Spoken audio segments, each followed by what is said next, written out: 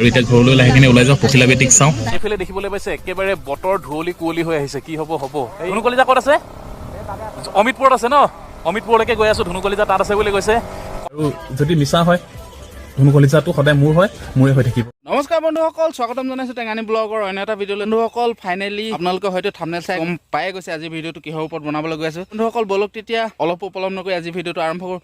ৰ'ব এইখিনিতে কথা এটা আছে। বন্ধুসকল আজি ভিডিঅ'টো আৰম্ভ কৰাৰ পূৰ্বে আপোনালোকক কওঁ এই ভিডিঅ'টো কেৱল মনোৰঞ্জনৰ বাবে বনোৱা হৈছে। এই ভিডিঅ'টোৰ জৰিয়তে কাৰো মনত আঘাত দিবলৈ এই ভিডিঅ'টো বনোৱা নাই। বন্ধুসকল মেইন কথাটো কি হ'ল, আজিকালি যিহেতু নেকি ডিজিটেল যুগ আৰু এই ডিজিটেল যুগত মানুহে ভাইৰেল হ'বৰ বাবে নানা ধৰণে নানা ৰকমে নানা কাম কৰিবলৈ মানে অকণমানো কুণ্ঠাবোধ নকৰে। যেনেকৈ ইউটিউব, ফেচবুক, ইনষ্টাগ্ৰাম, হোৱাটছআপ এইবিলাকত মানে নিজকে ভাইৰেল কৰিবৰ কাৰণে মানুহে কি নকৰে।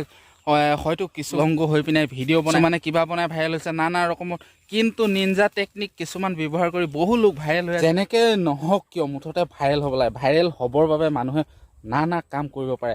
যেনে দুলৰাজ অসম আজি অলপ দিনৰ আগত তেনে দুলৰাজে এটা ভিডিঅ' বনাইছে যে দুলৰাজ আৰু ধনুকলিজাৰ মাজত ডিভ'ৰ্চ হ'ল অলৰেডি, মানে ধৰক তেখেতৰ এৰাই হৈ গ'ল, এইটো এনেকৈ কৰিলে তেনে কৰিলে। অলৰেডি মই এটা ভিডিঅ' বনাইছিলোঁ, তো আজিৰ মানে আকৌ এটা ঠিক তাৰ ওপৰতে ভিডিঅ' বনাবলৈ গৈছোঁ। তো আপোনালোকে ভিডিঅ'টো চাই থাকক, মানে আপোনালোকক দেখুৱাম দুলৰাজে টেকনিক লগাইছিলে। মানে বন্ধুসকল আপোনালোকে ভিডিঅ'টো প্ৰথমৰ পৰা শেষলৈকে চাই থাকিলে বুজিব। আপোনালোকৰ প্ৰতি অনুৰোধটো আপোনালোকে ভিডিঅ'টো প্ৰথমৰ পৰা শেষলৈকে চাই থাকক, তেতিয়াহে আপোনালোকে ভিডিঅ'টো কিহৰ বাবে বনিবলৈ গৈছে তো আপোনালোকে সেই কথা বুজি পাব। যদি নেকি স্কিপ কৰিছে আপোনালোকে ভিডিঅ'টো অকণমান বুজি নাপাব। আৰু এতিয়া ঘৰলৈ লাহে কিনে ওলাই যাওঁ পখিলা বেটিক চাওঁ, ইফালে সিফালে যাবলগীয়া হৈছে, ইফালে সিফালে গৈ কিনে ইফালে সিফালে শুই থাকিছোঁ। আৰু আজি ঘৰত হোমগৈ, ঘৰত থাকিম। নিজৰ ঘৰখনত থকা মজাটোৱে বেলেগ, যিমান ভাল হ'লেও যিমান বেয়া হ'লেও চাহকাপ খাওঁ, তাৰ পৰা লাহে কিনে ওলাই যাওঁ। মানে ব্ৰহ্মপুত্ৰখন এতিয়া ঘৰলৈ গৈ আছো পখিলা বেটিক আজি দুদিনৰ পিছত চাবলৈ। এইফালে দেখিবলৈ পাইছে একেবাৰে বতৰ ধুৱলি কুঁৱলী হৈ আহিছে কি হ'ব এই বৈ যাওঁ বৈ চাই থৈ আহোঁগৈ। ক'ত আছে বুলি কৈছে? ক'ত যাওঁ? বৈ যাওঁ যাম ধুনুকলিজা ক'ত আছে?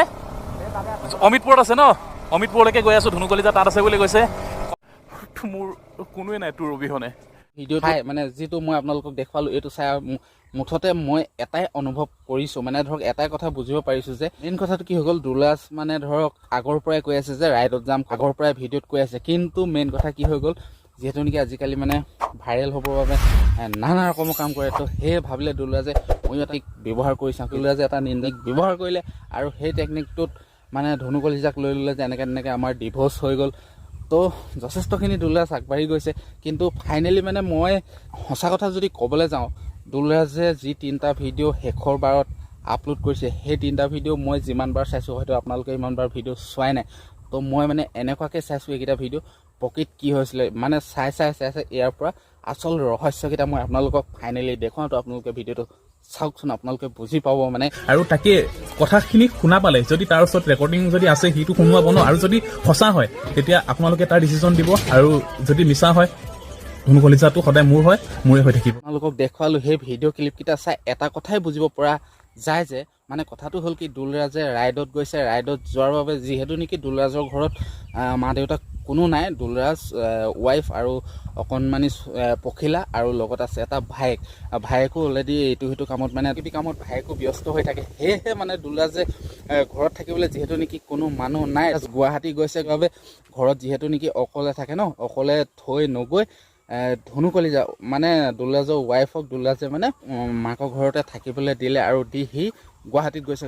মানে গুৱাহাটীত যোৱাৰ ৰিজন এটাই আছে, দুলৰাজে যিহেতু নেকি বহুত দিনৰ আগৰ পৰাই কৈ আছে যে দুলৰাজে এটা মানে ধৰক গান লিখি আছে। দুলৰাজে ধনুকলিজাক মাকৰ ঘৰত থৈ সি গানটো ৰিলিজ দিবৰ বাবে গুৱাহাটীত গৈছে।